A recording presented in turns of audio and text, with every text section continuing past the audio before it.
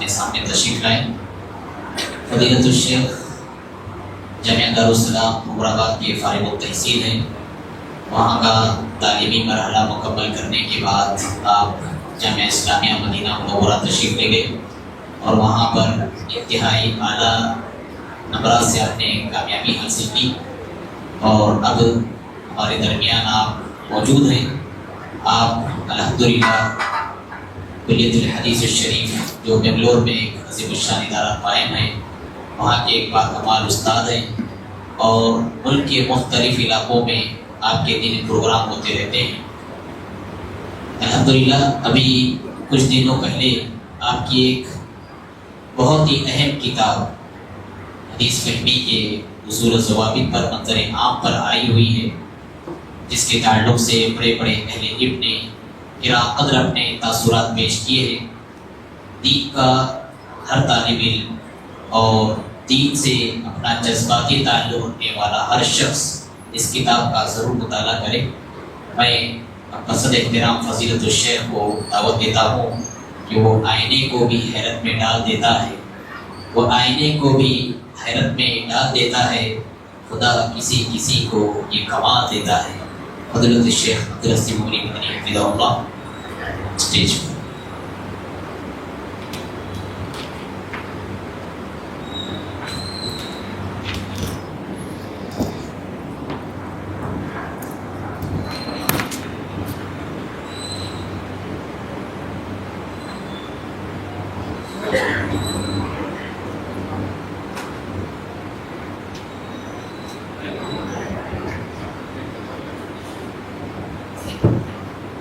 السلام علیکم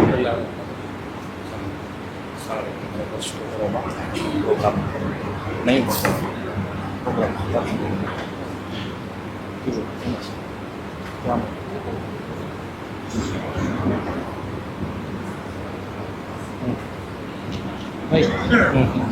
رکھ دیا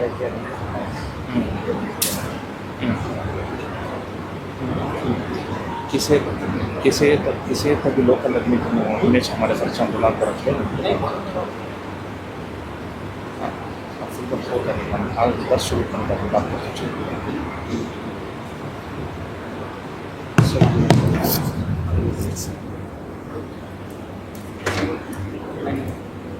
بیچ میں اچھا نہیں لگا کہ میں کرتی نالی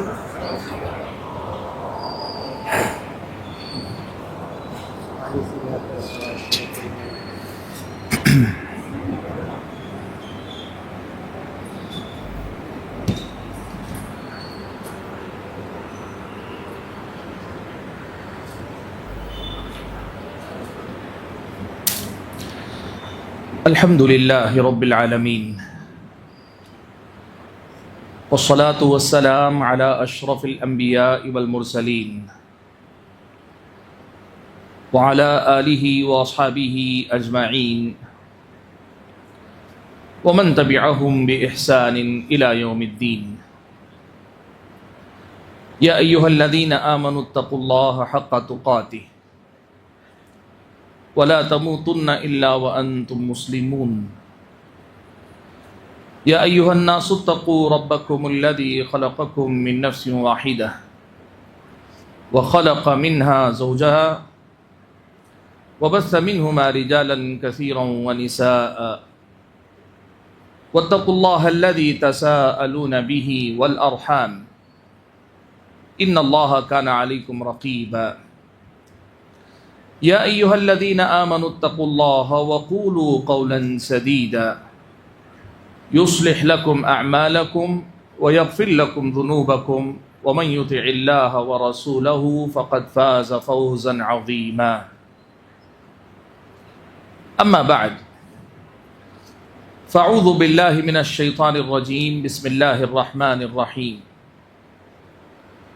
وسخر لكم ما في السماوات وما في الأرض جميعا منه إن في ذلك لآيات لقوم يتفكرون۔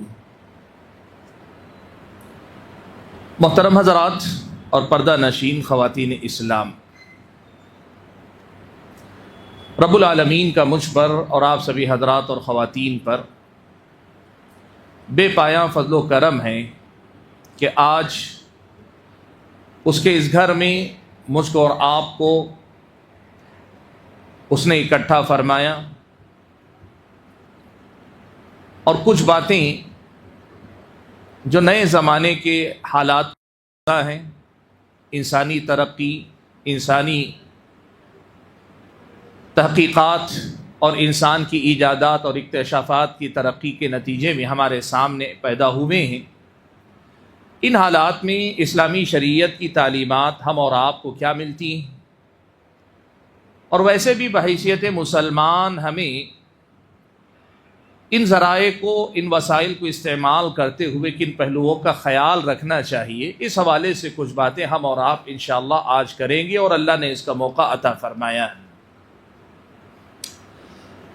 آج کا ہمارا جو عنوان ہے وہ جیسا کہ آپ نے سنا، یہ آئی یعنی آرٹیفیشل انٹیلیجنس اور اسلامی تعلیمات۔ میں بنیادی طور پر 2-3 اہم باتیں آپ کے سامنے ذکر کر لیتا ہوں۔ اللہ تبارک و تعالی ہی انسان کو علم دیتا ہے۔ علم اللہ تبارک و تعالی ہی کی طرف سے آتا ہے، ہر طرح کا علم، دین کا علم ہو یا جسے ہم دنیا کا علم کہتے ہیں، ہر علم کا دینے والا صرف اللہ تبارک و تعالی ہے۔ انسان کا خالق اللہ تعالی ہے، اور انسان کے افعال کا خالق بھی اللہ تبارک و تعالی ہے، اور انسان کے افعال کے جو نتائج ہوتے ہیں، وہ نتائج کا خالق بھی اللہ تبارک و تعالی ہے۔ اللہ خالق کل شیء، اللہ تبارک و تعالی ہی ہر چیز کی تخلیق کرنے والا ہے۔ کائنات میں جو بھی چیز پیدا ہوئی، ہو رہی ہے، ہوگی، پہلے نہیں تھی، بعد میں وجود میں آئی یا آئے گی، ہر چیز کو وجود میں لانے والا رب العالمین اللہ تبارک و تعالی ہی ہے۔ اللہ تعالی ہی ہر چیز کا خالق، خیر کا خالق بھی اللہ تبارک و تعالی ہے، شر کا خالق بھی اللہ تبارک و تعالی ہے۔ شر کی نسبت براہ راست اللہ تعالیٰ کی طرف نہیں کی جاتی، لیکن خیر کے ساتھ شر کا خالق بھی اللہ تبارک و تعالیٰ ہی ہے۔ ابلیس کا خالق بھی اللہ تعالیٰ ہے، آدم کا خالق بھی اللہ تبارک و تعالیٰ ہے، بنی آدم کا خالق بھی اللہ تبارک و تعالیٰ ہے، ابلیس کی ذریت کا خالق بھی اللہ تبارک و تعالیٰ ہے، بندوں کے اعمال کا خالق بھی اللہ تعالیٰ ہے، ابلیس اور اس کی ذریت کے اعمال کا خالق بھی اللہ تبارک و تعالیٰ ہے۔ خیر اور شر ہر چیز کا پیدا کرنے والا صرف اور صرف اللہ تبارک و تعالیٰ ہے، اور یہیں سے یہ بات آپ سمجھ لیجئے کہ دنیا میں جو بھی چیز ایجاد پذیر ہوتی ہے، موجود ہوتی ہے، وجود میں آتی ہے، اس چیز کا وجود میں لانے والا حقیقی خالق اللہ تبارک و تعالیٰ ہی ہے۔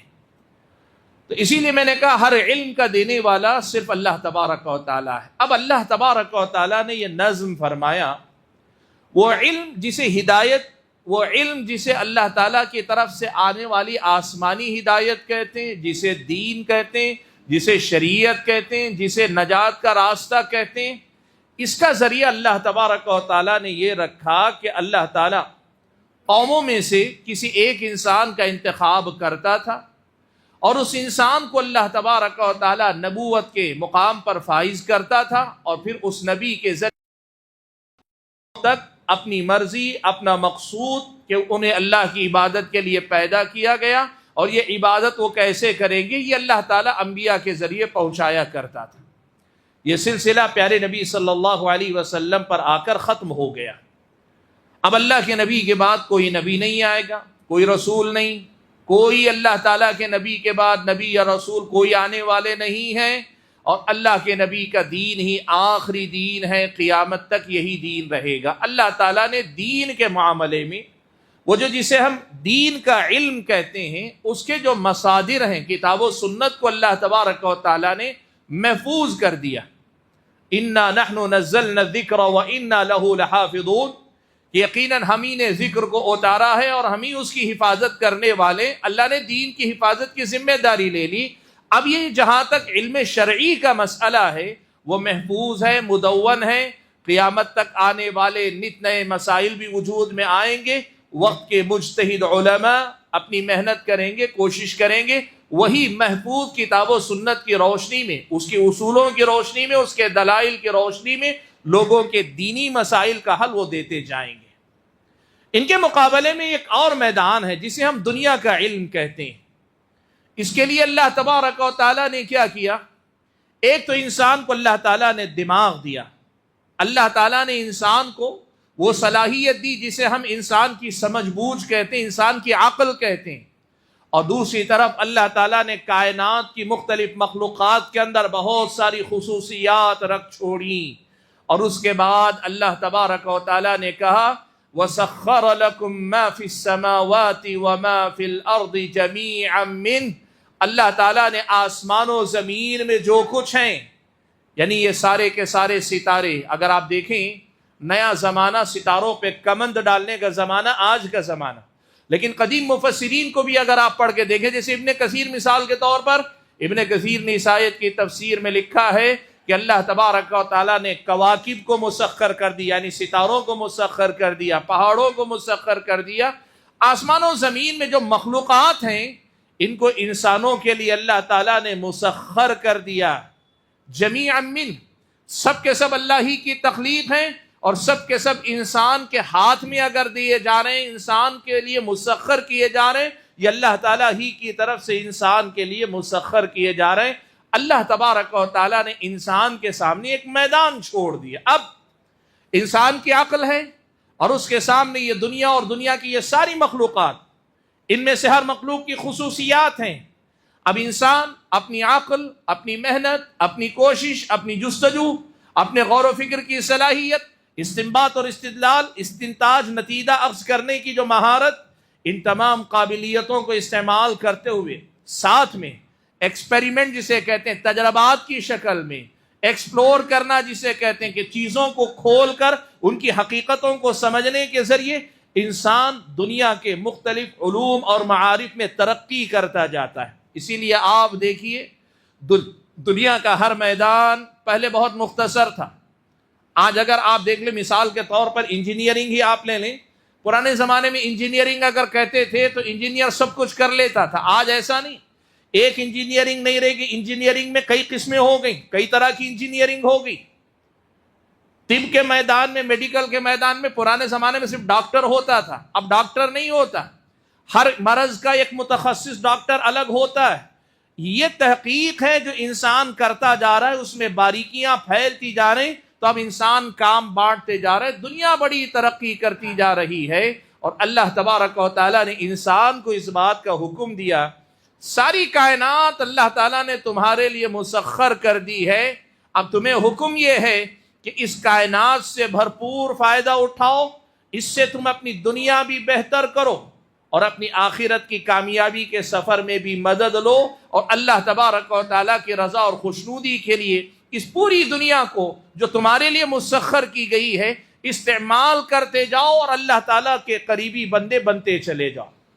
مقصد یہاں بھی بدلتا نہیں، دنیا چاہے جتنی ترقی کر جائے، دنیا چاہے جس قدر زیادہ ایکسپلور کرتی جائے، کھولتی جائے دنیا ایک دوسرے کو، لیکن مقصد وہی رہے گا، یہ دنیا دار العمل رہے گی، یہ دنیا کھیتی ہوگی، میدان ہوگا جہاں ایک انسان کو کھیتی کرنی ہے۔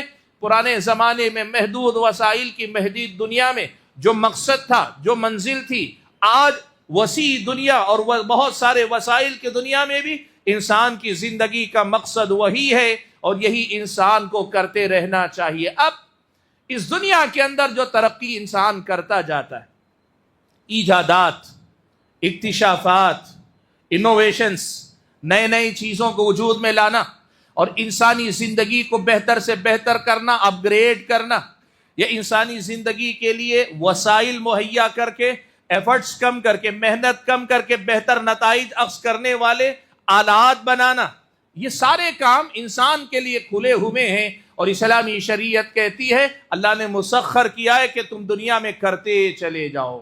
حاضرین گرامی قدر، یہ ہیں علم کے دو دائرے، ایک ہے علم شریعت، علم دین جسے ہم اور آپ کہتے ہیں، اور دوسرا جسے عرف میں ہم علم دنیا کہتے ہیں، یعنی کائنات اور کائنات کے حقائق کا علم، اور اس علم کے ساتھ ان کو استعمال کر کے اس دنیا کو ایک بہتر جگہ بنانا، اور اپنی اس دنیا کے سفر کو، زندگی میں جینے کے طرز کو بہتر بنانے کی کوشش کرنا، اپ گریڈ کرنا، آج سے زیادہ بہتر کل بنانے کی کوشش کرنا، اور ساتھ میں ان سب چیزوں کا بہتر استعمال کر کے مقصد زندگی جو اللہ تعالیٰ کی بندگی ہے اس مقصد کے حصول کے لیے کوشش کرنا، یہ علم دنیا سے جڑا ہوا مقصد ہے جو اسلامی شریعت نے ہم اور آپ کو دیا۔ اب یہ جو علم ہے، علم دنیا، اس میں کئی بار انسان اپنی اکتشافات، ایجادات کے ذریعے ایسی چیزیں دنیا کے اندر وجود میں لاتا ہے جو خیر ہی خیر ہے، انسانوں کا اس سے صرف بھلا ہوا ہے۔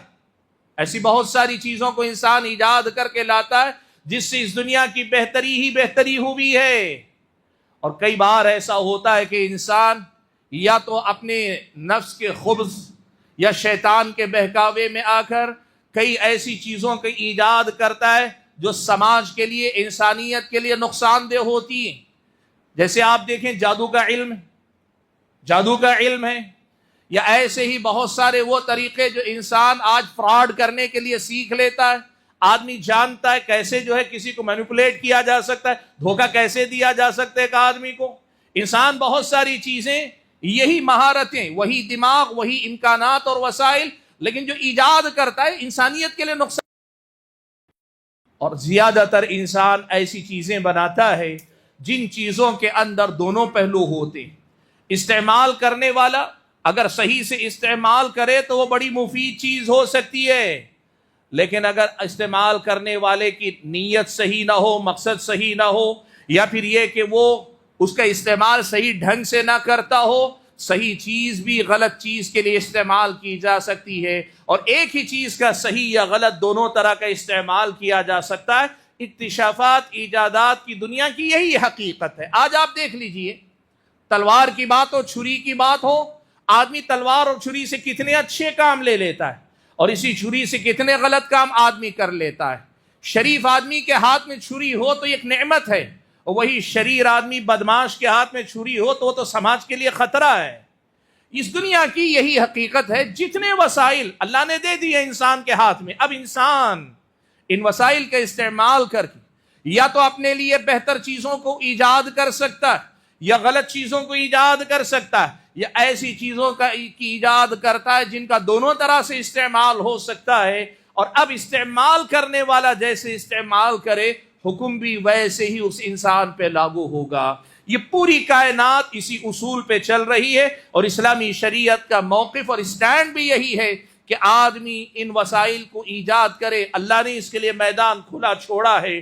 دین میں بدعت کی گنجائش نہیں، لیکن دنیا میں بدعت نہیں بلکہ جدت ہمیشہ ہوتی رہنی چاہیے۔ انسان ترقی کرتا جائے، وہاں اضافہ غلط ہے، یہاں رک جانا غلط ہے اسلامی شریعت کی نظر میں۔ آپ ایجادات کریں، اکتشافات کو وجود میں لائیں، دنیا کو بہتر بنانے کی کوشش کریں، اسلامی شریعت ہم اور آپ کو یہ سکھاتی ہے۔ حاضرین گرامی قدر، یہ بنیادی باتیں اگر ہمارے اور آپ کے سامنے واضح ہیں تو پھر ہم آتے ہیں اس چیز کی طرف جسے ہم اور آپ آرٹیفیشل انٹیلیجنس کہتے ہیں یا کہا جاتا ہے۔ یہ آرٹیفیشل انٹیلیجنس کا مطلب کیا ہے، اسے میں آسان زبان میں آپ کے سامنے رکھنے کی کوشش کرتا ہوں۔ آرٹیفیشل انٹیلیجنس، جسے اردو میں مصنوعی ذہانت کہا جاتا ہے، اور علاقائی زبانوں میں الگ الگ نام اس کو دیے گئے، لیکن زیادہ کامن جو عربی جو انگلش ورڈ ہے یہ آئی یا آرٹیفیشل انٹیلیجنس، یہی سب سے زیادہ کامن ہے اور زیادہ تر لوگ یہی بولتے ہیں۔ اس کا مطلب کیا ہے، پہلے اس کی حقیقت ہم اور آپ سمجھ لیتے ہیں۔ یہ انسانوں کی جو ایجادات ہیں، انسان جو ترقی کر رہا ہے، وسائل میں بہتری لا رہا ہے، اس کا ایک مرحلہ ہے، اس کا ایک درجہ ہے۔ پرانے زمانے کے مقابلے میں آج کے زمانے کے لیے ایک نئی ایجاد ہے، نیا اکتشاف ہے، اور اگر آپ کہیں بڑا حیرت انگیز اکتشاف ہے، اور اگر کہیں تو بسا اوقات بڑا خطرناک اکتشاف، ایجاد بھی ہے۔ کیا ہے یہ؟ اس کے بارے میں کہا گیا، بہت مختصر الفاظ میں اگر کہنا چاہیں، اس کی آرٹیفیشل انٹیلیجنس کہتے ہیں مشینوں کو انسانی دماغ دینے کی کوشش کرنا، یہی آرٹیفیشل انٹیلیجنس ہے۔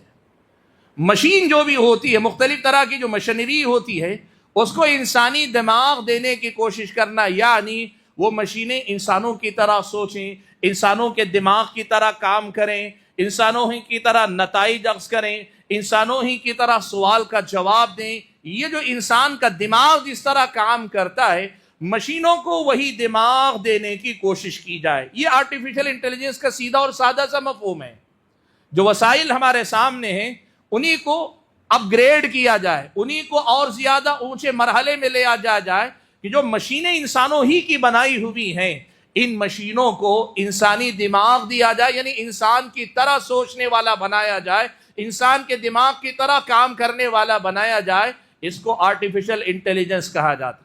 اور بنیادی طور پر یہ مشینیں یا یہ جو نظام ہے, یہ سسٹم ہے آرٹیفیشل انٹیلیجنس کا, دو چیزوں پہ کام کرتا ہے.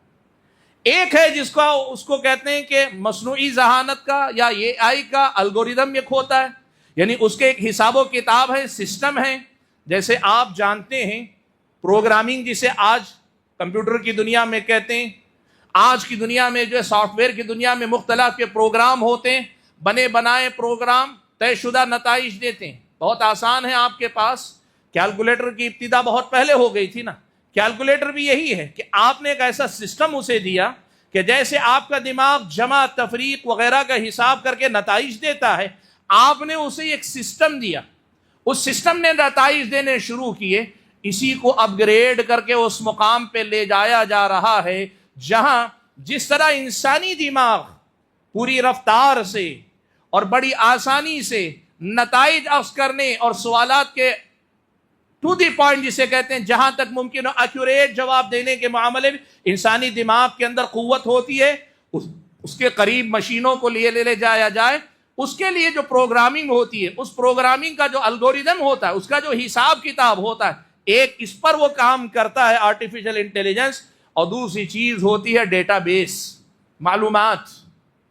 جو معلومات اس کی پہنچ میں ہیں اس پروگرام کی, اور جو پروگرام کا سیٹ اپ ہے, یہ دونوں مل کر وہی کام کرنے کی کوشش کرتے ہیں جو کام انسان کا دماغ کرتا ہے. کوئی سوال آپ مجھ سے پوچھتے ہیں, میرا دماغ کام کرتا ہے. ایک تو کام کرنے کی مشینری ہے, دماغ ہے جو کام کرتا ہے, اور دوسرا جو معلومات آپ کے پوچھے گئے سوال سے متعلق ہیں, میں ان کا سہارا لے کر آپ کو جواب دیتا ہوں. آرٹیفیشل انٹیلیجنس بھی بنیادی طور پر اسی کا نام ہے. تو یہ مشینوں کو انسانی دماغ کی طرح دماغ دینے کی ایک کوشش ہے, اور اس کے ساتھ ساتھ اس کا بنیاد کام کرنے کی بنیاد یہ دو چیزیں ہیں. اب ڈیٹا بیس جس قدر زیادہ وسیع ہوگا اس قدر زیادہ آرٹیفیشل انٹیلیجنس کی پہنچ بھی ہوگی.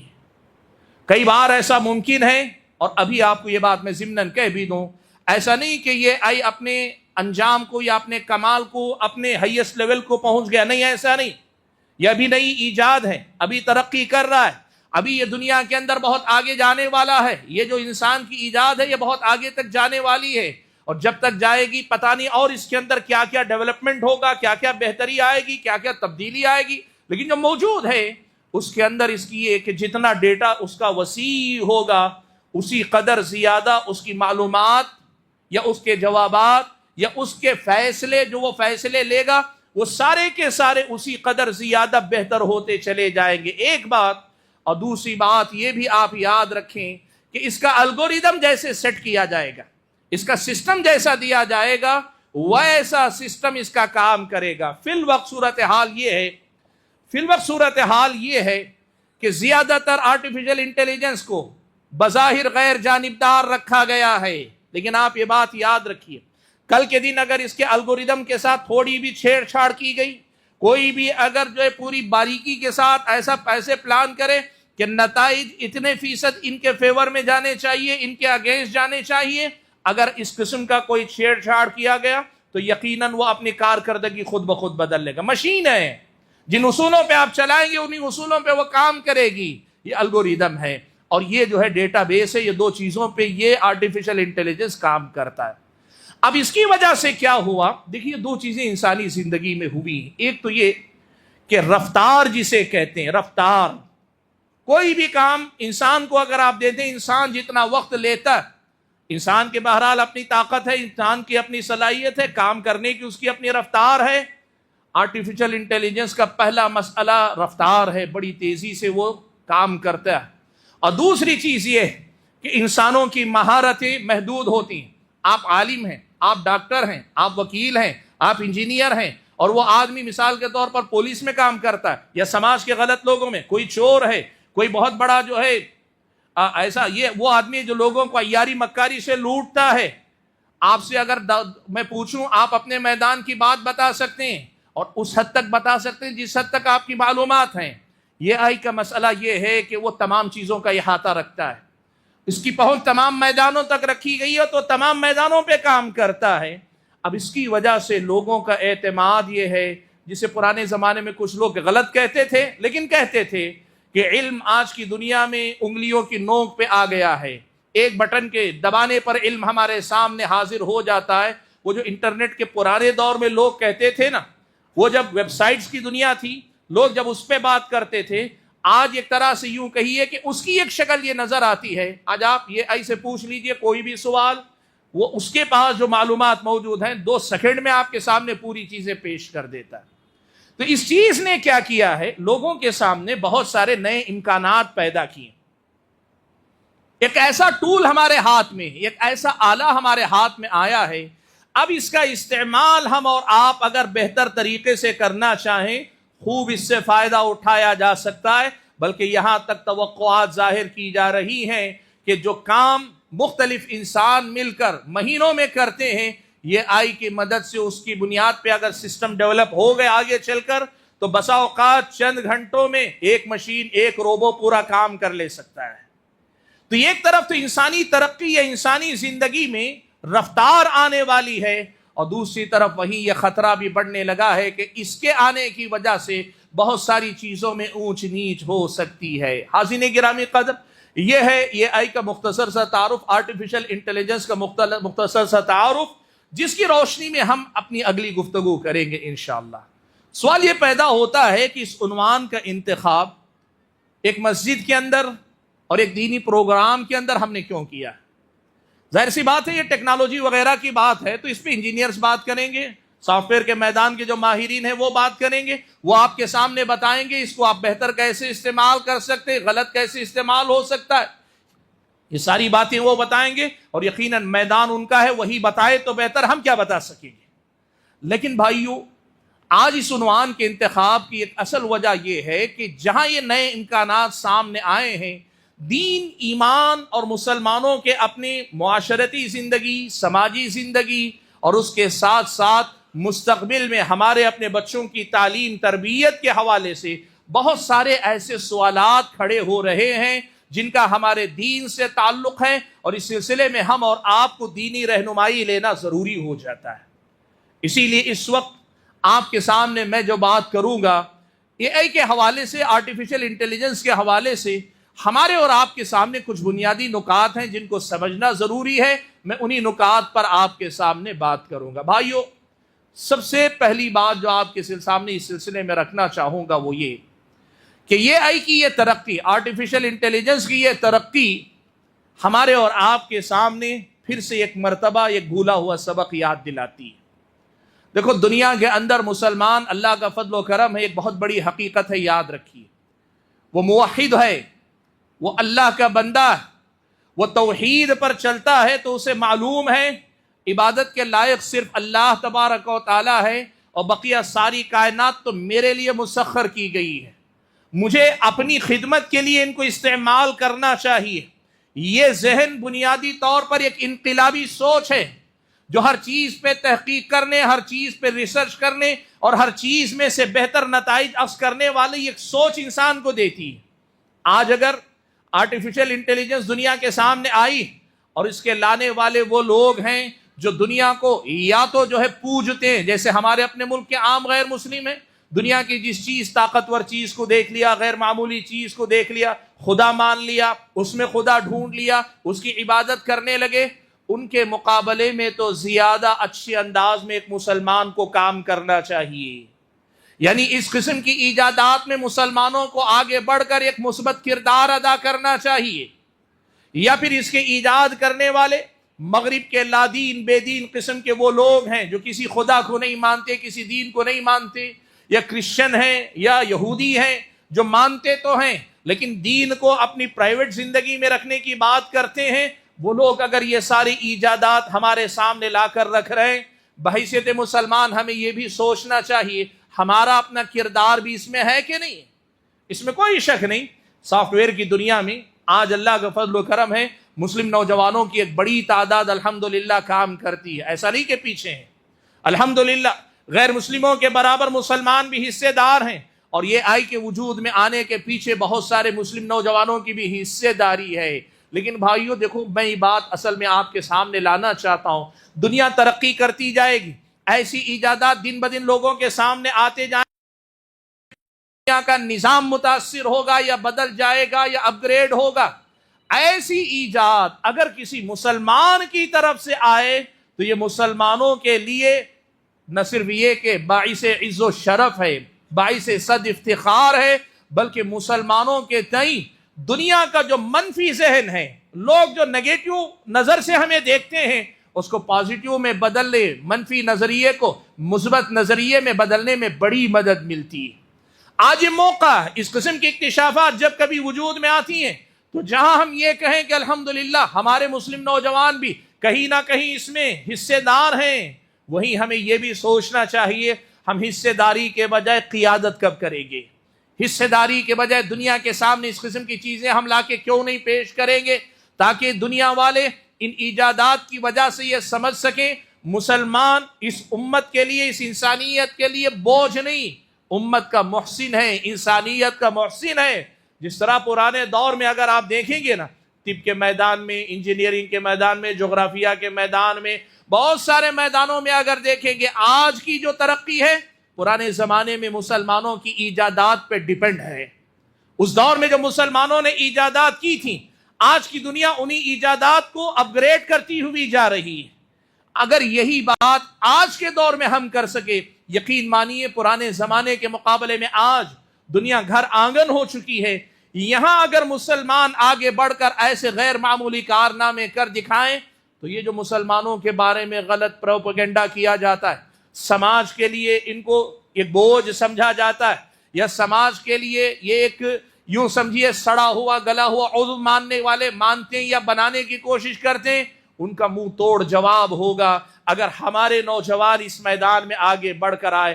پہلی بات جو آپ کے سامنے ذکر کرنا چاہوں گا، اللہ نے ہمارے اور آپ کے لیے مسخر کیا، ہم موحد ہیں، ہماری توحید کا یہ تقاضا بھی ہونا چاہیے کہ دنیا کے سامنے ایسی ایجادات اور اکتشافات لا کے رکھیں جو دنیا کے سامنے واقعتاً مسلمانوں کے اس پہلو کو سامنے لا کے رکھیں کہ یہ اللہ کی عبادت کرتے ہیں، باقی ساری دنیا کو دنیا کے لیے مسخر کرنے اور دنیا والوں کے لیے استعمال کرنے میں بنیادی کردار ادا کرتے ہیں، قائدانہ کردار ادا کرتے ہیں، یہ بات ہونی چاہیے۔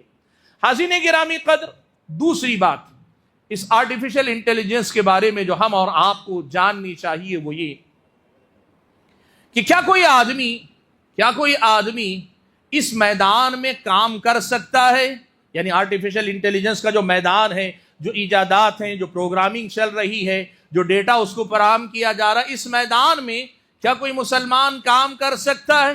اس کو جاننے سے پہلے ایک مسئلہ جاننا ضروری ہوگا، وہ کیا ہے؟ شریعت مطہرہ کی نظر میں یہ آرٹیفیشل انٹیلیجنس اچھی چیز ہے کہ بری چیز ہے؟ ظاہر سی بات ہے، میری ابھی تک کی گفتگو ہی آپ کے سامنے یہ بات واضح کرنے کے لیے کافی ہے۔ یہ چھری ہے، یہ تلوار ہے، استعمال کرنے والے پہ موقوف ہے کہ وہ کیسے استعمال کرے گا۔ آپ بازار میں لا کر انگور بیچتے ہیں، لے جا کر کھانے والا کھائے گا، صحت بنے گی، اور لے جا کے شراب بنا کے پینے والا پیے گا، وہ برباد ہوگا۔ آپ جو چیز میدان میں لا رہے ہیں، یہ چیز انسانیت کی بہتری کے لیے، انسان کی ترقی کے لیے کام کر سکتی ہے، تو پھر ایسی چیز کے بارے میں اسلامی شریعت کا حکم یہ ہوگا کہ مقصد اگر نیک ہو اور دنیا والوں کو نقصان نہ پہنچایا جائے بلکہ دنیا کے مفاد کے لیے استعمال کیا جائے، پھر اسلامی شریعت کی نظر میں یہ چیز قابل قدر ہے۔ نہ صرف یہ کہ قابل قدر ہے، مسلمانوں کو اس میں آگے بڑھ کر حصہ لینا چاہیے۔ اور خاص طور پر میں یہ بات کہوں، ہم اگر یہ مانتے ہیں کہ مسلمان اللہ کے فضل و کرم سے امن و امان والے ہیں، دنیا کی بہتری سوچنے والے ہیں، یہ دنیا کے بارے میں غلط نہیں سوچ سکتے، تو پھر یہ مہارتیں بھی مسلمانوں کے ہاتھ میں ہونی چاہیے تاکہ ان مفید چیزوں کا مفید ہی استعمال ہو، غلط استعمال نہ ہونے پائے۔ مسلمانوں کو اس میں آگے بڑھ کر حصہ لینا چاہیے، اور اگر اس کا غلط استعمال ہو رہا ہے یا غلط مقصد کے لیے استعمال ہو رہا ہے تو پھر مسلمان کو ایسی چیزوں سے دور رہنا چاہیے بلکہ اگر مسلمان کر سکے تو یہ کریں۔ اس میں جو شر کا پہلو لایا جاتا ہے اس پہ روک لگانے کے لیے مسلمان محنت کریں۔ آرٹیفیشل انٹیلیجنس کا اگر کوئی نیگیٹو امپیکٹ، غلط اثر سماج میں مرتب ہو سکتا ہے، اس نقصان کو ختم کرنے یا گھٹانے یا اس نقصان سے سماج کو بچانے کے پہلو کیا ہو سکتے ہیں، اس پر ایک مسلمان کو کام کرنا چاہیے۔ دنیا کی ترقی جب سامنے آئے اس سے بھاگنے والے دنیا سے پیچھے رہ جاتے ہیں۔ اسلامی شریعت جہاں تک آپ کو اجازت دی رہی، آپ آگے بڑھیے، کام کیجئے، اور دنیا اگر اس کے ایک پہلو کو نظر انداز کر رہی ہے آپ اس پر محنت کیجئے۔ اللہ کا فضل و کرم ہے کہ یہ مسئلہ آرٹیفیشل انٹیلیجنس کے فائدوں کے ساتھ جو نقصان کا پہلو ہے، نہ صرف یہ کہ علماء اس پہ نظر رکھے ہوئے ہیں، بلکہ یہ بات سچ ہے کہ جدید دنیا بھی یہ سمجھتی ہے کہ یہ ایک بہت خطرناک ٹول ہے، اگر اس کا استعمال غلط لوگوں نے کیا تو سماج کا بڑا نقصان ہوگا۔ وہ ابھی سے اس کو لے کر فکر مند ہیں، اور امید ہے جیسے جب انٹرنیٹ وجود میں آیا تھا نا، بڑے خطرے لوگ محسوس کر رہے تھے۔ فیس بک جب وجود میں آیا تھا، اس کے فساد اور اس کے شر کو دیکھ کر علماء میں سے بعض نے حرام ہونے کا فتویٰ تک دیا ہوا تھا۔ یہ سب چیزیں ہوئی، لیکن رفتہ رفتہ اللہ کے فضل و کرم سے اس کے شر پہ قابو پا کے اس کے شر کو گھٹایا گیا اور اس کے خیر میں اضافہ کیا گیا۔ مسلمان کو اس میں حصہ لینے کی ضرورت ہے۔ آج ہمارے نوجوان، بلکہ میں آپ کو بتاؤں، بعض نوجوان یہ سوال کرتے ہیں آگے بڑھ کر کہ یہ جو آرٹیفیشل انٹیلیجنس کی دنیا ہے، اب وہ زمانہ گیا جب ہم صرف پروگرامنگ کرتے تھے، ویب سائٹس بناتے تھے، یا کسی کے لیے کوئی پروگرام، ہسپتال کے لیے، کسی کمپنی کے لیے، یا پھر کسی سپر مارکیٹ کے لیے، یا کسی بڑے بزنس کے لیے، یا کسی آن لائن کسی بھی ایک ادارے کے چلانے کے لیے جو پروگرام بنا کے دیتے تھے، وہ زمانہ گزر گیا۔ ہم اگلے لیول میں جا چکے ہیں، اور یہاں آرٹیفیشل انٹیلیجنس سے بہت سارا شر جڑا ہوا ہے۔ تو کیا ہم کام کر سکتے ہیں؟ اس میں یہ سوال باقاعدہ علماء سے ہو رہا ہے۔ آپ یہ بات یاد رکھیں، آپ یقیناً کر سکتے ہیں، بلکہ آپ کو آگے بڑھ کے کرنا چاہیے۔ لیکن کرنا کیا چاہیے؟ وَتَعَاوَنُوا عَلَى الْبِرِّ وَالتَّقْوَى وَلَا تَعَاوَنُوا عَلَى الْإِثْمِ وَالْعُدْوَانِ وَاتَّقُوا اللَّهَ إِنَّ اللَّهَ شَدِيدُ الْعِقَابِ۔ نیکی اور تقوی کے معاملات، انسانیت کی بھلائی کے معاملات، کہ لا ينهاكم الله عن الذين لم يقاتلوكم في الدين ولم يخرجوكم من دياركم ان تبروهم وتقسطوا اليهم۔ انسانیت کی بھلائی کے لیے کام کرنا اللہ تعالیٰ اس کا حکم دیتا ہے، اس سے منع نہیں کرتا ہے، اور اللہ تعالیٰ حکم دیتا ہے کہ نیکی اور تقوی کے معاملات میں تعاون کرو۔ ولا تعاونوا على الاثم والعدوان، گناہ اور سرکشی کے معاملات میں معاون اور مددگار مت بنو۔ تو آرٹیفیشل انٹیلیجنس کی دنیا میں کام کرنے والے حضرات کو اسی طرز پر آگے بڑھ کر کام کرنا چاہیے۔ بھائیو، سوال یہ پیدا ہوتا ہے کہ اب یہ جو وجود میں آ گیا ہے، اور ہم میں سے ہر ایک کے پاس تقریباً جو اسمارٹ فون یوز کرتے ہیں، تقریباً سب کی پہنچ اس تک ہے۔ ہو سکتا ہے استعمال نہ جانتے ہوں، ہو سکتا ہے استعمال کرنے کا کبھی موقع نہ ملا ہو۔ آئی فون استعمال کرنے والے حضرات جانتے ہیں، یا پھر یہ کہ اسمارٹ فون استعمال کرنے والے حضرات جانتے ہیں، یہ آپ کے پاس ہے، چیٹ جی پی ٹی کے نام پہ ہے، یا پھر گوگل کا جو جیمنی ہے، یا پھر یہ کہ بہت سارے الگ الگ آرٹیفیشل انٹیلیجنس پر مبنی پروگرام بہت سارے ہیں جو وجود میں ہیں اور لوگ استعمال کر رہے ہیں۔ تو یہ جو پروگرام آپ استعمال کر رہے ہیں، اس کے استعمال کے سلسلے میں دوسرے ایسے کون سے پہلو ہیں جن کا ہم اور آپ کو خیال رکھنا چاہیے؟ میں آپ کے سامنے کچھ پہلوؤں کو نمایاں کرتا ہوں۔ سب سے پہلا پہلو ایک سوال ہے، وہ سوال یہ ہے کہ آج اگر انسان روبو یا کوئی مشین ایسی بنانے میں کامیاب ہو گیا ہے یا ہو رہا ہے جو بالکل انسان کی طرح سوچنے والا بن رہا ہے، اور انسان کی طرح بلکہ انسانوں سے زیادہ تیز رفتار کے ساتھ ہمارے سامنے بہتر نتائج پیش کر رہا ہے، انسانوں کے کام کر رہا ہے، بہت ساری چیزیں، تو کیا یہ مان لیا جائے گا کہ انسان نے بھی اللہ تعالیٰ کی مماثلت کر لی چیزوں کے پیدا کرنے میں؟ انسان بھی خالق ہو گیا؟ ایک سوال لوگ سوال کرتے ہیں، کیا انسان بھی خالق ہو گیا، کہ انسان بھی مشینوں سے انسان بنانے میں کامیاب ہو گیا انسانوں کی طرح؟ جیسے اللہ نے انسان کو پیدا کیا، دماغ دیا، اب انسان مشین کو وہ دماغ دے رہا ہے، تو کیا وہ بھی خالق ہو گیا؟ یاد رکھیے گا، اللہ تعالیٰ ہی ہر چیز کا خالق، اللہ تعالیٰ ہی ہر چیز کا خالق، اور جب اللہ تعالیٰ ہی خالق ہے تو انسانوں کا خالق بھی اللہ ہے، اور انسانوں کے افعال کا خالق بھی اللہ ہے، اور افعال کے نتائج کا خالق بھی اللہ تبارک و تعالی ہی ہے۔ اسی لیے آرٹیفیشل انٹیلیجنس کو گرچہ سائنٹسٹ یا پھر یہ کہ انجینئرز، سافٹ ویئر انجینئرز نے ڈیولپ کر کے بنایا ہو، لیکن اسے کہا جائے گا یہ اللہ تبارک و تعالی ہی کی حقیقتاً تخلیق ہے۔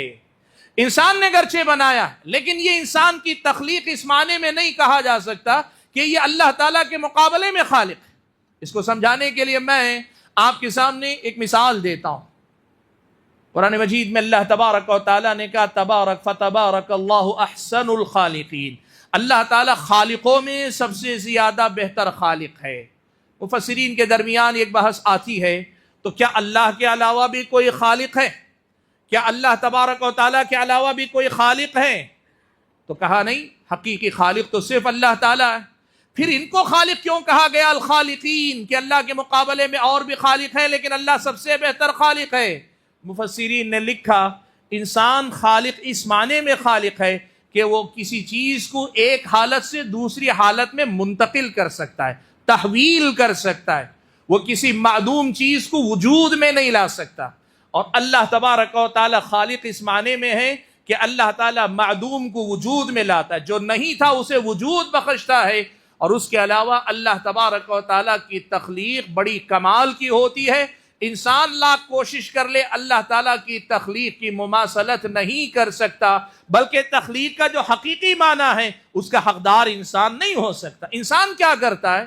صرف اپنی اللہ تعالیٰ ہی کی مخلوقات میں سے بعض کو لے کر ان کو ایک حالت سے دوسری حالت میں منتقل کر دیتا ہے۔ جیسے مٹی کو لیتا ہے، مٹی کو منتقل کر کے بت کی شکل دے دیتا ہے۔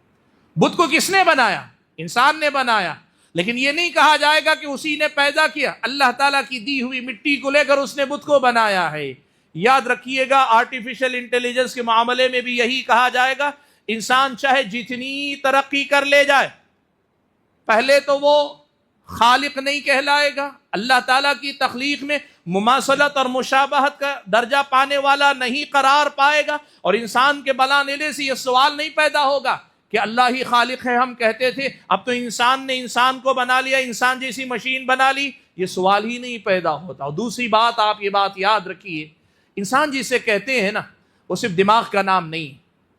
انسان آرٹیفیشل انٹیلیجنس میں مشینوں کو دماغ دے رہا ہے، اور انسان جسے کہتے ہیں وہ صرف دماغ نہیں، انسان دماغ کے ساتھ روح اور دل کا مرکب ہے۔ مشینوں میں روح نہیں، مشینوں میں دل نہیں، مشینوں میں احساس اور شعور نہیں۔ جب احساس نہیں، شعور نہیں، روح نہیں، دل نہیں، وہ جو فیصلے کرتا ہے، سائنس کہتی ہے دماغ کرتا ہے، اسلامی شریعت کہتی ہے دل کرتا ہے۔ کبھی بات آئے گی تو اس پہ تفصیل سے ہوگی۔ آپ یہ بات سمجھ لیں، انسان کب پورا ہو رہا ہے؟ جب انسان کو دماغ کے ساتھ دل ہے، روح ہے، شعور ہے، احساس ہے، ادراک ہے، یہ ساری چیزوں کا جب مرکب ہوتا ہے تب ایک انسان بن رہا ہے۔ اور آج جو آرٹیفیشل انٹیلیجنس جو بنا رہی ہے وہ کیا کر رہی ہے؟ صرف انسان جیسا ذہن دینے کی کوشش کر رہی ہے۔ کامیاب ہو بھی گئی تو مشین بنا سکتے ہیں، آلہ بنا سکتے ہیں، وہ انسان نہیں بنا سکتے۔ اسی لیے اگر کل کوئی آدمی آرٹیفیشل انٹیلیجنس کی بنیاد پر یہ سوال کھڑا کرے، یہ اعتراض کرے کہ انسان نے تو انسان کو بنا لیا، انسان نے تو پیدا کر لیا، جیسے لوگ یہ سوال کرتے ہیں نا کہ آج کی دنیا میں بہت سارے ایکسپیریمنٹ ہو رہے ہیں۔ جیسے مثال کے طور پر میڈیکل کی دنیا میں آپ جانتے ہیں انسان کو دل کی ضرورت ہے، انسان کو گردے کی کڈنیز کی ضرورت پیش آتی ہے، تو دوسرے جانوروں پہ ایکسپیریمنٹ ہو رہا ہے کہ دوسرے جانوروں سے ہم ایسے جانور پیدا کریں جن سے ہم جو عضو چاہے نکال لیں۔ اگر مان لیں کوئی اس قسم کا ایک جانور اور دوسرے جانور کو ملا کر ایک تیسرے قسم کا جانور وہ بنانے میں کامیاب ہو گئے، تو کیا یہ کہا جائے گا کہ وہ اللہ کی طرح خالق ہو گئے؟ نہیں کہا جا سکتا۔ یہی بات آپ آرٹیفیشل انٹیلیجنس کے بارے میں بھی سمجھیے۔ کل کے دن کوئی ملحد آ کر، کوئی کافر آ کر یہ اعتراض کرے کہ اللہ تبارک و تعالیٰ کی تخلیق کی طرح یہ بھی تخلیق کرنے میں کامیاب ہو گئے، آپ اس حقیقت کو یاد رکھیے گے کہ ایسا کچھ نہیں۔ وہ جو قرآن کی آیت میں اللہ نے کہا نا فَتَبَارَكَ اللَّهُ أَحْسَنُ الْخَالِقِينَ، اسی ایک جملے کے اندر اس سارے شبہ کا اللہ تبارک و تعالیٰ نے ازالہ کر دیا۔ حاضرین گرامی قدر، آرٹیفیشل انٹیلیجنس کے سلسلے میں جو اصل سوالات ہیں یا جو اصل اعتراضات ہیں وہ اس کے بعد کے ہیں۔ وہ سوالات کیا ہیں؟ سب سے اہم سوال یہ پیدا ہوتا ہے کیا آرٹیفیشل انٹیلیجنس جو ہم سے متعلق ہے، دین سے متعلق، اس چیز نے علماء کی جگہ لے لی ہے؟ علماء سے آپ کیا کام لیتے ہیں؟ علماء سے آپ کیا کام لیتے ہیں عام طور پہ؟ اب جو آپ دیکھتے ہیں وہ یہ مسجد میں امامت کرتے ہیں، آرٹیفیشل انٹیلیجنس کے لیے روبو بنا دیا جائے، وہ روبو کھڑا ہے کہ امامت کر سکتا ہے، بالکل پوری نماز از اول تاخر بغیر غلطی کے۔ امام خطبہ دیتے ہیں، درس دیتے ہیں، میری طرح بیٹھ کر میں جہاں درس دے رہا ہوں آپ کو تقریر کر رہا ہوں، روبو کی اگر صحیح پلاننگ کی جائے بالکل وہ آپ کے سامنے خطبہ دے سکتا ہے، تقریر کر سکتا ہے، اور اس کے ساتھ آپ کے سامنے درس بھی دے سکتا ہے، اور صرف درس رٹا ہوا درس نہیں، آیات احادیث ریفرنس الفاظ کے ساتھ باقاعدہ آپ کے سامنے مجھ سے زیادہ اچھے انداز میں پڑھ سکتا ہے۔ اتنا ہی نہیں، تقریر ختم ہونے کے بعد آپ مجھ سے سوال پوچھیں، روبو سے بھی سوال پوچھیں، وہ بھی آپ کے سوال کا جواب دے سکتا ہے۔ آرٹیفیشل انٹیلیجنس یہ ہے، اللہ تعالیٰ نے اس مقام پہ پہنچایا، ٹیکنالوجی کو یہ کر سکتی ہے۔ روبو کو اگر ٹرین کر کے بٹھایا جائے یہ آئی پہ، وہی واقعی یہ کام، یہ سارے کام کر سکتا ہے۔ اس کے علاوہ کیا ہے؟ آپ علماء سے کوئی سوال پوچھیں گے، مجھ سے پوچھ لیا میں سوچ کے بتاؤں گا، نہیں مجھے حدیث تو یاد نہیں آ رہی میں دیکھ کے بتاؤں گا، یہ ایسا نہیں کرے گا، آپ کو جو اس کے پاس ڈیٹا ہے اس کی روشنی میں سیکنڈ میں حاضر کر دے گا۔ سوال یہ پیدا ہوتا ہے کہ کیا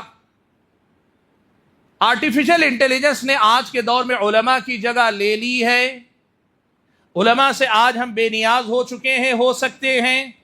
ہو سکتا ہے آپ لوگ کہیں گے کہ نہیں نماز خطبہ وغیرہ نہیں ہو سکتے، وہ تو انسان کے پیچھے ہی پڑھنا ہے، ہم مان لیں گے۔ لوگ کہیں گے نہیں ہم کہیں گے روبو کے پیچھے نماز نہیں پڑھیں گے، روبو کے پیچھے خطبہ نہیں سنیں گے، یہ تو آپ کہہ لیں گے۔ لیکن زیادہ مشکل مسئلہ کہاں ہے؟ زیادہ مشکل مسئلہ اس میں ہے، کوئی مسئلہ اگر پوچھنا ہے، فتویٰ اگر پوچھنا ہے، تو کیا ہم جو ہے یہ جو artificial intelligence chat G P T ہے یا کوئی بھی ان سے سوال پوچھ سکتے ہیں؟ میں آپ کو بتاؤں، بہت سارے علماء ہمارے ایسے ہیں، پتہ نہیں آپ کے لیے انکشاف صحیح ہوگا کہ نہیں، بہت سارے علماء ایسے ہیں جو خطبے کی تیاری میں چیٹ جی پی ٹی سے مدد لیتے ہیں، چیٹ جی پی ٹی پہ باقاعدہ ٹائپ کرتے ہیں۔ مثال کے طور پر مجھے والدین کے ساتھ حسن سلوک پر خطبہ دینا ہے، مجھے جو نکات فراہم کرو، 2 منٹ میں باقاعدہ آپ کے سامنے 10 سے 8-10 نکات آیات اور حدیث کے حوالے کے ساتھ وہ دے دیتا ہے۔ سوال یہ ہے کہ کیا آرٹیفیشل انٹیلیجنس اب یا آئندہ چل کر یہ علماء کی جگہ لے سکتا ہے؟ میں آپ کو بتانا چاہتا ہوں یہ بڑا خطرہ ہے جو آج ہمارے اور آپ کے نوجوانوں کو سمجھنا چاہیے۔ بدقسمتی یہ، اور آج کا یہ عنوان منتخب کرنے کی وجہ بھی بنا یہ واقعہ، پچھلے دنوں ایک جگہ ایک دورہ علمیہ میں شریک تھا، دورے کے بعد ایک آدمی آیا، ایک نوجوان آیا، کہنے لگا کہ مولانا آج جو باتیں آپ نے کہی نا، یہ باتیں کل ہی میں نے ٹاپک دیکھ کے سرچ کی، چیٹ جی پی ٹی نے یہ ساری باتیں بتائی جو آج آپ بتائیں، بس آپ نے جو کچھ باتیں الگ بتائی لیکن آپ کی جو باتیں ان میں سے بہت ساری باتیں چیٹ جی پی ٹی میں تھی، بہت آسان ہو گیا ہے، اب یہاں کر بیٹھ کر پڑھنے کی بھی ضرورت نہیں، دیکھیے آپ کے بتانے سے پہلے وہ باتیں مجھے معلوم ہو گئی تھی۔ میں نے اس کو، چونکہ درس ہو چکا تھا، اٹھ رہے تھے، میں نے کہا بھائی چیٹ جی پی ٹی پہ تم اعتماد نہیں کر سکتے، تو پورے یقین کے ساتھ مجھ سے کہہ رہا ہے نوجوان، کہہ رہا ہے کہ نہیں مولانا، میں نے باقاعدہ اس سے کہا اہل حدیث مسلک کے مطابق ہی مجھے جواب چاہیے، تو ایک دم ایکوریٹ، کسی کا نہیں، قرآن حدیث اور باقاعدہ صحابہ کے اقوال کے ساتھ اس نے مجھے جواب دیا۔ بھائیو یہ مسئلہ یاد رکھو، یہ چیٹ جی پی ٹی آلہ ہے، ذریعہ ہے، یہ آلہ ہی رہے گا، ذریعہ ہی رہے گا۔ ایک زمانے میں جب ویب سائٹس وجود میں آئے تھے، آدمی ایک کلک پہ لکھ کے حدیث پوچھتا تو حدیثیں مل جایا کرتی تھیں، آج بھی وہی صورتحال ہے، بس ذرا ڈیولپ شکل ہے، یہ عالم کی جگہ کبھی نہیں لے سکتے۔ آپ کو معلوم ہے پیارے نبی صلی اللہ علیہ وسلم نے یہ مسئلہ ہمیں بہت پہلے بتا دیا۔ اللہ کے نبی صلی اللہ علیہ وسلم نے کہا ان اللہ لا يقبض العلم انتزاعا ينتزعه من العباد ولكن يقبضه بقبض العلماء، اللہ تبارک و تعالی علم کو لوگوں کے دلوں سے نہیں کھینچ لے گا، بلکہ اللہ تبارک و تعالی کیا کرے گا؟ علماء کو اٹھا لے گا۔ حتی اذا لم يبقي عالما، یہاں تک کہ جب اللہ تعالیٰ کسی عالم دین کو باقی نہیں رکھے گا، کسی عالم دین کو جب باقی نہیں رکھے گا تو کیا ہوگا؟ اتخذ الناس رؤوسا جہالا۔ تفصیل میں گئے بغیر یہ بات بتانا چاہتا ہوں، اللہ کے نبی کی حدیث اس معاملے میں بڑی واضح ہے کہ علم کی وراثت علماء کے پاس رہے گی، یعنی انسانوں کے پاس ہی رہے گی، مشینیں رہیں گی، کتنی ہی ترقی کر جائیں وہ انسان کے لیے ایک وسیلہ ہو سکتے ہیں، ذریعہ ہو سکتے ہیں، وہ ان کی جگہ نہیں لے سکتے۔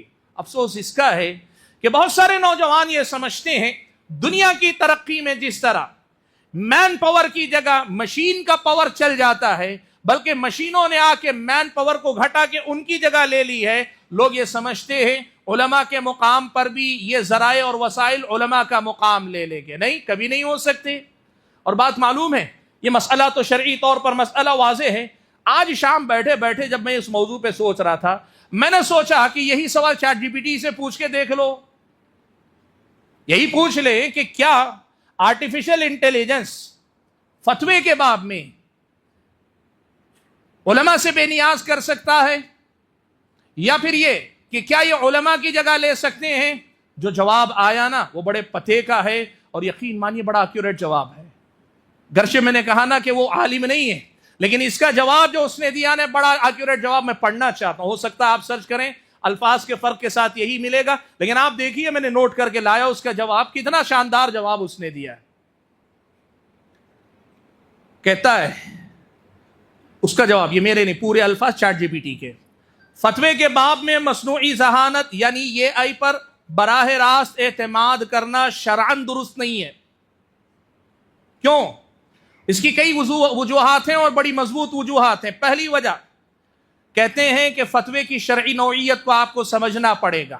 کیا کہا؟ فتویٰ دینا صرف معلوماتی عمل نہیں ہے، یعنی آدمی کے پاس معلومات رہیں گے تو فتویٰ دے سکتا ہے، ایسا نہیں۔ چیٹ جی پی ٹی معلومات کی بنیاد پر نہ کام کرتا ہے، ڈیٹا بیس پہ کام کرتا ہے، ایک الگوریدم ہے جو اس ڈیٹا سے آپ کی مطلوبہ چیز فراہم کرنے میں مدد دیتا ہے۔ کیا فتویٰ اسی سے پورا ہو جاتا ہے؟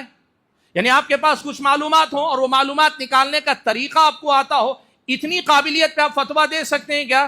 چیٹ جی پی ٹی خود کہہ رہا ہے کہ نہیں، فتویٰ اس پہ نہیں ہوتا۔ وہ آگے لکھتا ہے، کہہ رہا ہے بلکہ شرعی فہم، تقوی، حالات کا ادراک اور نیت کی درستگی کا مجموعہ ہے۔ قرآن میں کہا گیا ہے فَاسْأَلُوا أَهْلَ الذِّكْرِ إِن كُنتُمْ لَا تَعْلَمُونَ، اہل ذکر سے پوچھو اگر تم نہیں جانتے۔ اور اہل ذکر کی شرط میں ایمان، علم شرعی، تقوی اور اجتہادی صلاحیت شامل ہے، جو یہ آئی میں موجود نہیں ہے۔ وہ خود کہہ رہا ہے کہ نہیں ہے۔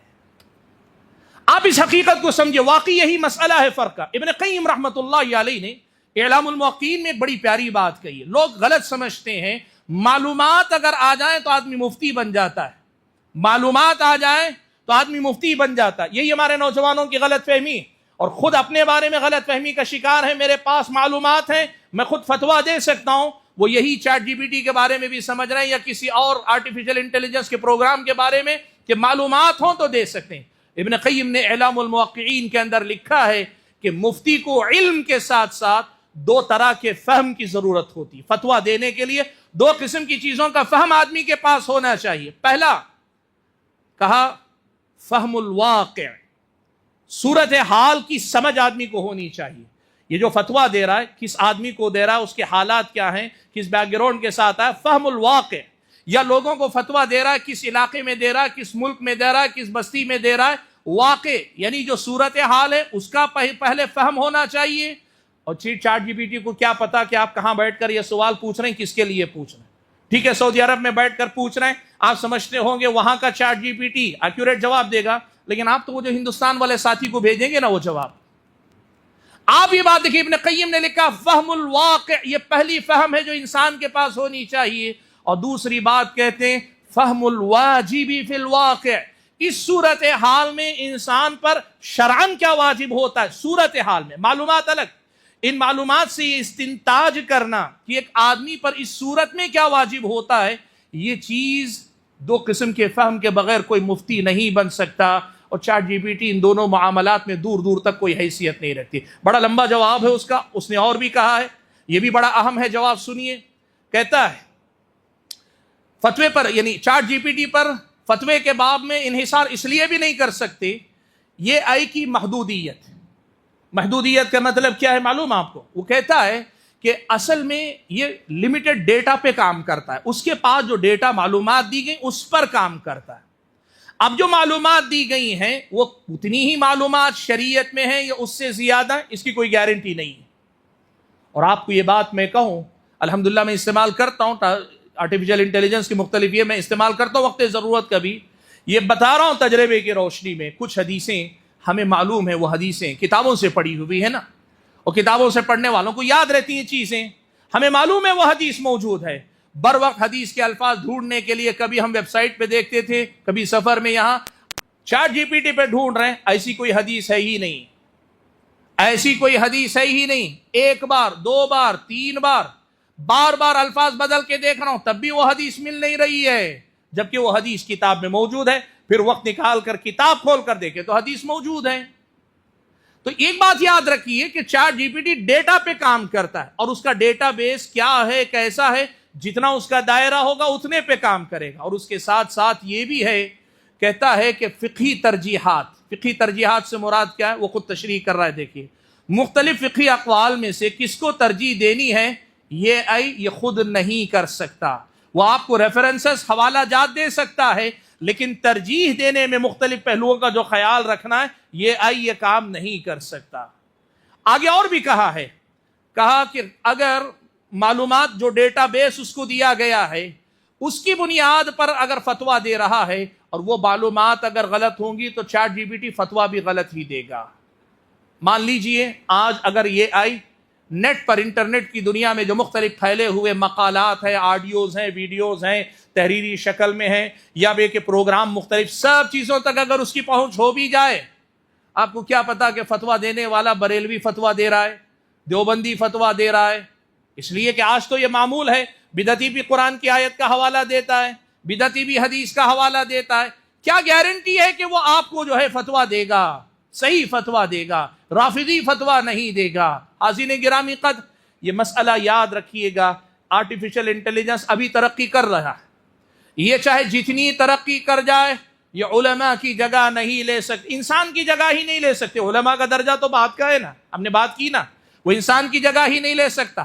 دل نہیں، روح نہیں ہے، شعور نہیں، احساس نہیں، ادراک نہیں، تو پھر کیسے وہ انسان کی جگہ نہیں لے رہا ہے؟ تو پھر بدرجہ اولیٰ علماء کی جگہ وہ نہیں لے سکتا. لہٰذا ہمارے جو نوجوان یا ہمارے اپنے لوگ چیٹ جی پی ٹی پر انحصار کرنا، ڈیپینڈ ہو جانا، علماء سے بے نیاز ہو جانا، یہ سمجھنا شروع کر رہے ہیں، وہ یاد رکھیں اس پر اعتماد کر کے کئی ناحیوں سے آپ غلطی کریں گے، جن میں سے کچھ کی طرف میں نے آپ کی توجہ پھیری ہے.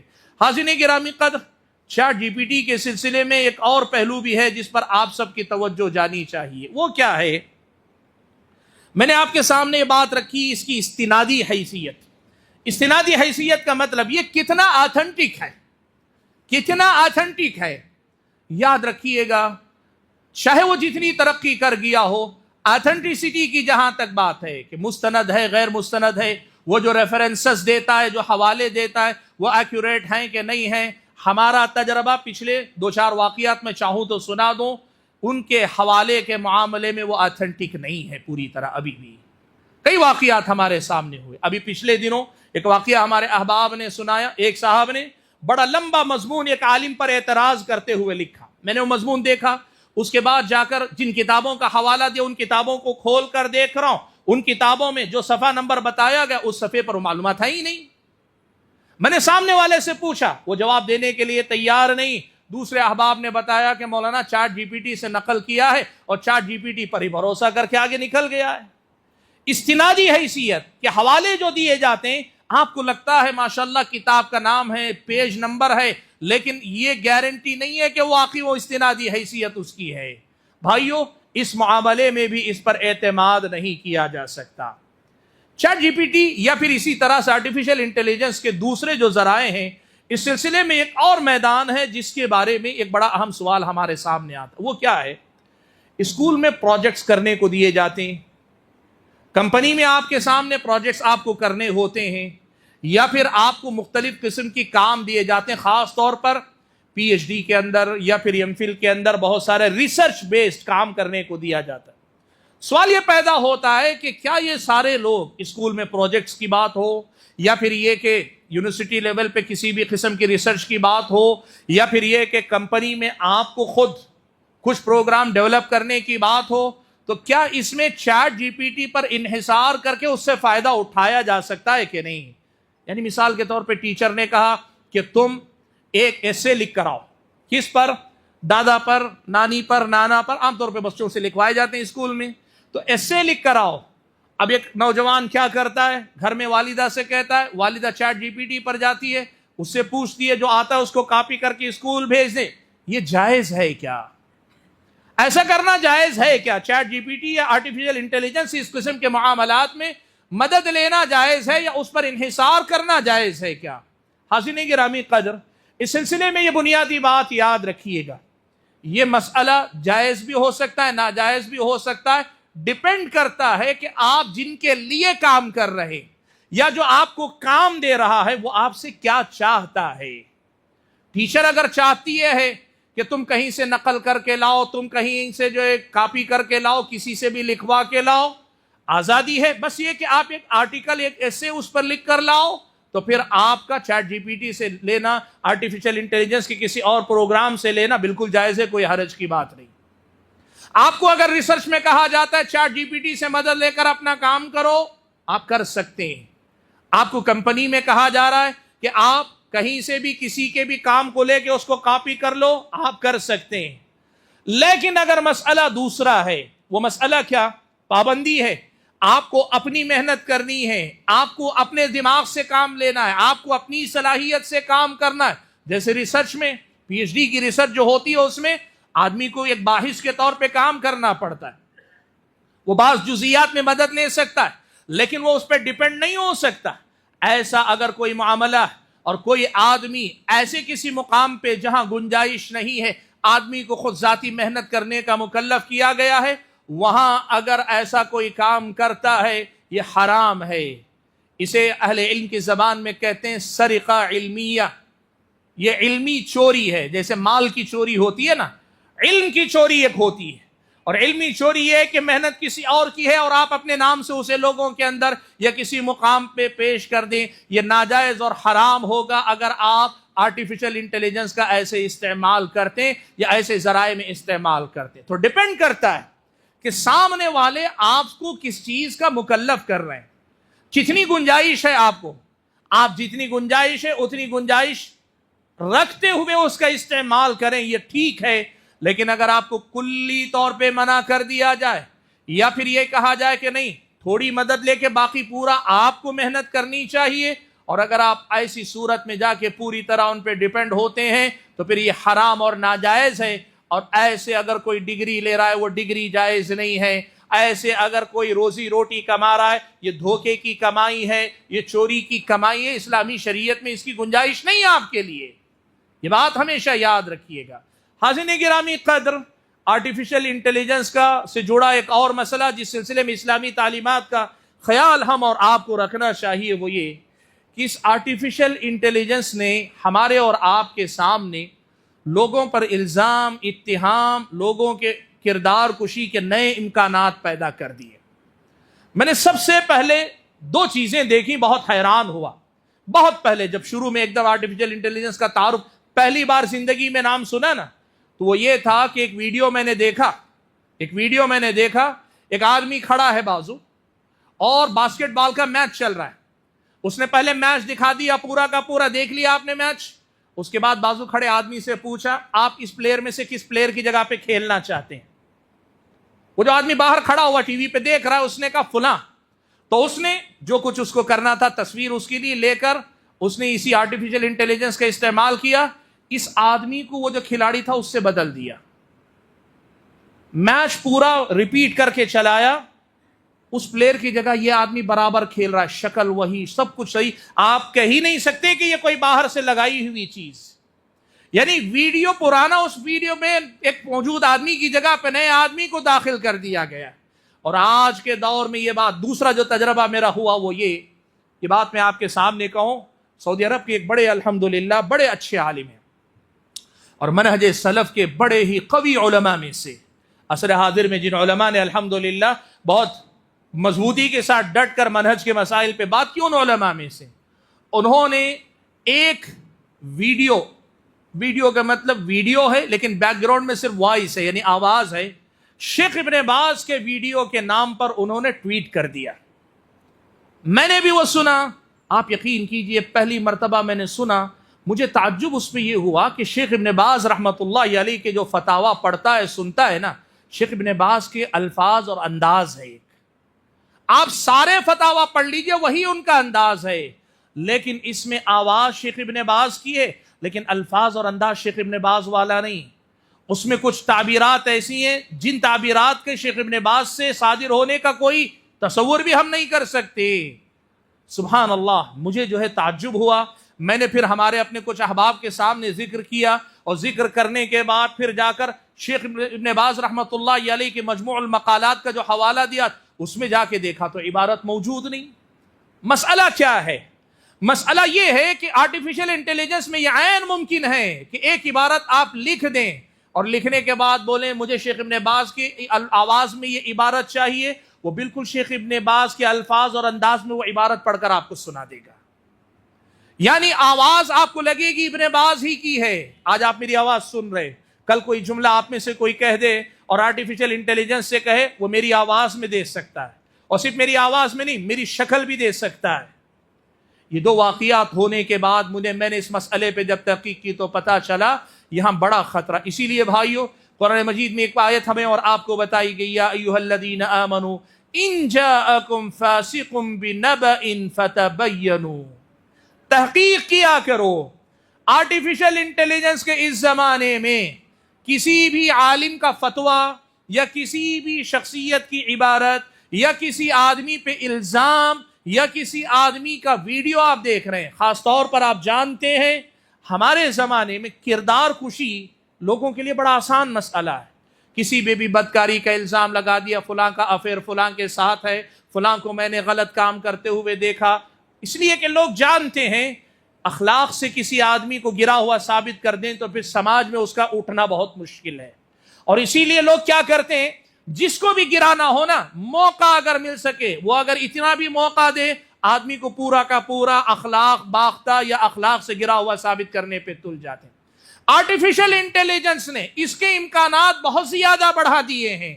یہ عین ممکن ہے کہ کسی غلط قسم کے ویڈیو میں آپ کا یا کسی اور کا چہرہ یا کسی خاتون کا چہرہ وہ چپکا دے اور یہ کہے یہ فلاں خاتون کو دیکھو، اور یہ بھولے بھالے لوگ جو بہت سارے اس آرٹیفیشل انٹیلیجنس کی پہنچ کو نہیں جانتے، وہ تو کہیں گے وہ تو میں نے ویڈیو میں دیکھا، صاف دیکھا، وہی تھا، وہی تھی، میں نے آواز صاف سنی، میں اس کی آواز بچپن سے پہچانتا ہوں، وہی تھا، وہی تھی۔ بھائیو، اسلامی شریعت کی یہ تعلیم یاد رکھنی پڑے گی۔ وہ زمانہ گیا جب ریکارڈنگ یا آڈیو یا ویڈیو ریکارڈنگ ایک حکومت کی نظر، کورٹ میں نہ صحیح، کم سے کم یہاں لوگوں میں مان لیا جاتا تھا کہ یہ حوالہ ہے۔ آج آرٹیفیشل انٹیلیجنس کے زمانے میں قرآن کی اس آیت کو آپ کو یاد رکھنا ہوگا، ان جاءکم فاسق بنبأ فتبینوا ان تصیبوا قوما بجہالہ فتصبحوا علی ما فعلتم نادمین۔ کہیں ایسا نہ ہو لا علمی میں کسی کے ساتھ زیادتی کر بیٹھو اور پھر کل جا کے تمہیں شرمندہ ہونا پڑے۔ خاص طور پر بھائیو یہ بات بھی یاد رکھو، جہاں ایسے غلط کاموں کے امکانات اس نے پیدا کیے ہیں، وہیں پھیلنے کی جب بات آتی، اس کو پھیلانے کی بات آتی ہے انٹرنیٹ کے ذریعے۔ پرانے زمانے میں آدمی پہ الزام لگتا، بستی میں لگتا، بستی والے جانتے تھے۔ آج اس دور میں آرٹیفیشل انٹیلیجنس کے زمانے میں الزام آپ کے شہر حیدرآباد میں لگے گا، دنیا کے کسی بھی کونے میں آدمی وہاں تک پہنچے گا۔ آدمی کو ڈرنا چاہیے کہ آج کے دور میں اگر جھوٹ بولے گا وہ شہر تک نہیں رہے گا، بہت دور تک جائے گا، جتنی دور تک جائے گا وہاں تک اس کی ذمہ داری بنے گی، وہاں تک یہ اللہ تعالیٰ کے پاس محاسبہ اس کا کیا جائے گا۔ یہ بات آدمی کو سوچنی چاہیے۔ اور حاضرین گرامی قدر، آرٹیفیشل انٹیلیجنس کے حوالے سے ایک اور مسئلہ بھی بڑا اہم ہے، وہ بھی اسلامی شریعت کی تعلیمات کے دائرے میں آتا ہے، اس مسئلے کو بھی آپ کے سامنے ذکر کر لیتا ہوں۔ وہ مسئلہ ہے، دیکھیے ہمارے اور آپ کے پاس اور ہمارے گھروں کے اندر خاص طور پر مرد ہوں خواتین ہوں، تصویریں اپنے موبائل میں رکھنے، ویڈیوز اپنے موبائل میں رکھنے کی بڑی عادت ہے۔ شرعی حکم کیا ہے؟ اہل حدیث علماء کی اکثریت کی رائے یہ ہے کہ تصویر موبائل والی بھی، کیمرے والے بھی حرام ہیں، ویڈیو بھی حرام ہے، اور اس میں گنجائش اہل علم نے صرف دعوت و تبلیغ کے مقاصد کے تحت دی ہے، اور وہ بھی ضرورت بھر۔ دعوت و تبلیغ کے نام پہ فلم بنانے کی اجازت نہیں، دعوت و تبلیغ کے نام پہ پورا فوٹو شوٹ کرنے، دائیں کھڑے ہیں بائیں کھڑے ہیں، ادھر گھوم کے کھڑے ادھر گھوم کے کھڑے، اس سب کی اجازت نہیں۔ اہل حدیث علماء کی اکثریت کا فتویٰ یہی ہے کہ یہ حرام ہے، ناجائز ہے، اور اس اعتبار سے آپ میں سے کسی کو اپنے موبائل میں کسی کی بھی، مرد کی، عورت کی، بچے کی، بچی کی، کسی کی بھی تصویر، کسی کا بھی ویڈیو نہیں رکھنا چاہیے۔ لیکن اگر آپ میں سے کوئی آدمی واقعتاً خواہش نفس کی بنیاد پہ نہیں، علمی تحقیق کی بنیاد پہ اس قول پہ مطمئن ہے کہ یہ ویڈیوگرافی یا پھر یہ کہ فوٹو والی بات وہ تصویر کی جو ممانعت ہے اس میں داخل نہیں ہے، تب بھی اس حوالے سے یہ بات آپ سنیے کہ آپ کے موبائل میں اگر آپ تصویریں رکھ رہے ہیں، آپ کے گھر والوں کی، خواتین کی، یہ قوی امکان ہے کہ کسی نہ کسی طریقے سے اس آرٹیفیشل انٹیلیجنس کے دور میں لوگ آپ کا یہ ڈیٹا چرائیں اور اس کے بعد آپ کے خلاف اس کا استعمال کریں۔ آپ کا ڈیٹا، آپ کی تصویریں، اور یہ مسئلہ صرف فون پر نہیں، فیس بک پہ جو لوگ تصویریں گھر والوں کی ڈالتے ہیں ان لوگوں کو عقل آنی چاہیے، سمجھ آنی چاہیے۔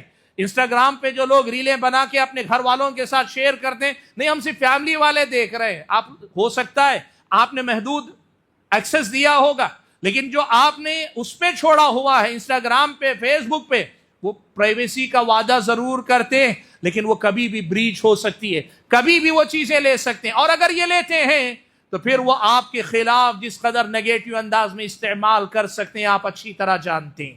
اسلامی شریعت یہ کہتی ہے اتقوا مواضع التہم، جہاں سے تہمت لگنے کا امکان ہے وہاں سے پرہیز کرو، اور اسلامی شریعت کہتی ہے لا تلقوا بایدیکم الی التہلکہ، اپنے آپ کو ہلاکت میں مت ڈالو، سبب نہ بنو، موقع مت دو، اپنے آپ کو موقع مت دو کہ دشمن آپ کے چیزوں کا آپ کے خلاف استعمال کر سکے۔ اور بھائیو اسی کا ایک اور پہلو وہ بھی ہے، اپنے موبائل کے اندر جب آپ یہ ساری چیزیں رکھتے ہیں تو پھر آپ کے اپنے پاس ورڈ کی بات ہے، بینک کے ڈیٹیلز ہیں، آپ کے اپنے بہت سارے راز کی باتیں جو مال سے متعلق ہیں، تجارت سے متعلق ہیں، خاندان کے گھریلو مسائل سے متعلق ہیں، ان تک بھی لوگوں کی پہنچ ہو سکتی ہے۔ اسلامی شریعت کہتی ہے وسائل کے استعمال کرنے کا مطلب بیوقوف بننا نہیں ہے، اپنی پرائیویسی، اپنی جو ذاتی چیزیں وہ پبلک پلیٹ فارم پہ لا کے لوگوں کی پہنچ میں رکھنا، یہ کوئی عقل مندی کا معاملہ نہیں۔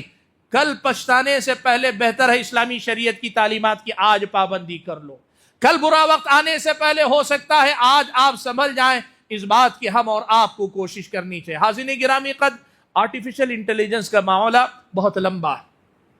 آج جو آپ کے سامنے بات میں رکھنا چاہ رہا تھا بنیادی طور پر دو تین چیزیں، ایک تو یہ بات کہ اس نئی ٹیکنالوجی کی نہ مخالفت کریں نہ اندھے بن کر اس کے دیوانے ہو جائیں۔